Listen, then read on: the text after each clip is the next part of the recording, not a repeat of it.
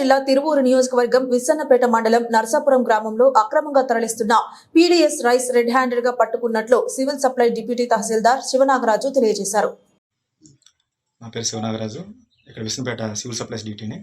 నిన్న రాత్రి 1 గంట ప్రాంతంలో జాయింట్ కలెక్టర్ గారికి తిరువూరు డివిజన్లో ఏకొండూరు, తిరువూరు, విస్సన్నపేట మండలాల్లో పీడీఎస్ రైస్ అక్రమంగా తరలిస్తున్నారని చెప్పి ఇన్ఫర్మేషన్ మేరకు జిల్లా పౌర సరఫరాల అధికారి మోహన్ బాబు గారు, తర్వాత విజయవాడ నుంచి కొంతమంది ఇన్స్పెక్టర్లు, ఏఎస్ఓ గారు, నేను పీడీఎస్ రైస్ అక్రమ రవాణా దాని మీద మేము తనిఖీలు చేపట్టగా ఏకొండూరు, తిరువూరు మండలాలు తిరిగాము.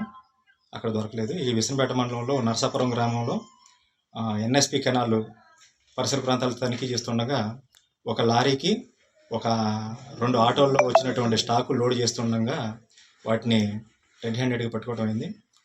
దాంట్లో వచ్చేసరికి మొత్తం సుమారు 190 బస్తాలు పీడీఎస్ రైస్ ఉంది.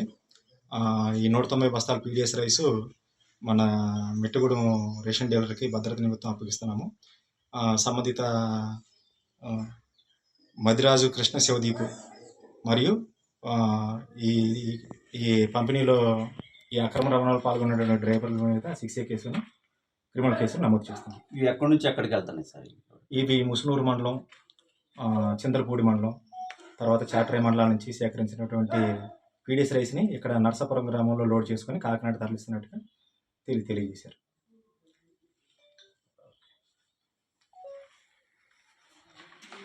తీసుకో సపరేట్గా.